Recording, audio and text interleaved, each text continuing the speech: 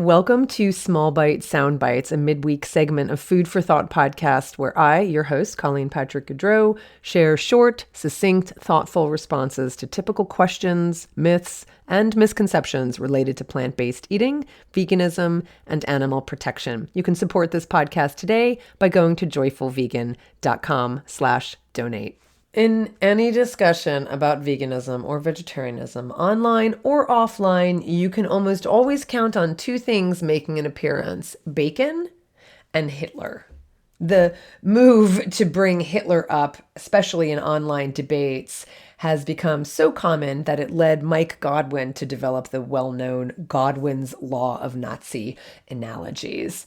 As an online discussion grows longer, the probability of a comparison involving Nazis or Hitler approaches 1. So for our purposes, the claim that Hitler was a vegetarian is often brought up to somehow undermine the argument for being vegetarian or vegan. Obviously, this argument is full of several logical fallacies that fall under the term the Hitler card, namely what Leo Strauss appears to have meant by the Reductio ad Hitlerum, criticizing or rejecting an idea simply because Adolf Hitler or the Nazis may have espoused it. It goes something like this.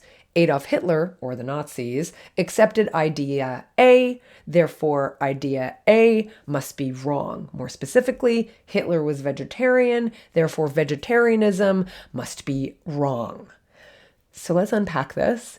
Let's start by addressing the value of the Hitler was vegetarian argument, even if Hitler was vegetarian, and spoiler, he wasn't, we'll get to that, or vegan.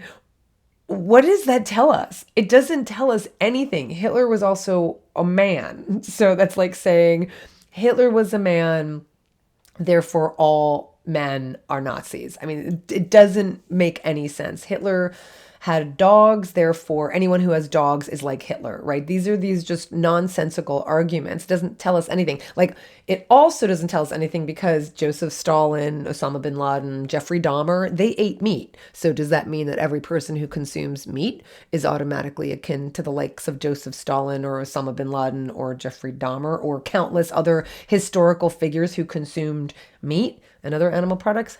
No. Right? But for gags and giggles, let's delve into the facts about Hitler himself and where this started from, because anyone who says that Hitler was vegetarian is basically believing Nazi propaganda. So Hitler was far from a vegetarian, though there are reasons people believe otherwise. According to historian Robert Payne in The Life and Death of Adolf Hitler, the idea of Hitler's strict vegetarianism was propaganda. It was essentially a PR campaign orchestrated by Hitler's minister of propaganda, Joseph Goebbels, in an attempt to create an image of Hitler as a man of self-control and dedication. However, as Payne points out, this image was far from true. As we know, he was remarkably self-indulgent, Hitler was, and he lacked the instinct of an ascetic, but they wanted to present him as if he were. So Hitler may have reduced his meat consumption at times because he had gastrointestinal issues, but he never,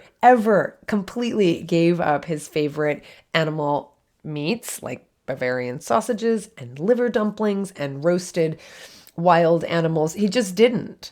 Moreover, Hitler actively opposed vegetarianism. When he came to power in 1933, he banned vegetarian societies in Germany. He arrested their leaders. He shut down a major vegetarian magazine. During World War II, Nazi Germany also banned vegetarian organizations in occupied territories, despite the potential benefits of vegetarian diets during food shortages.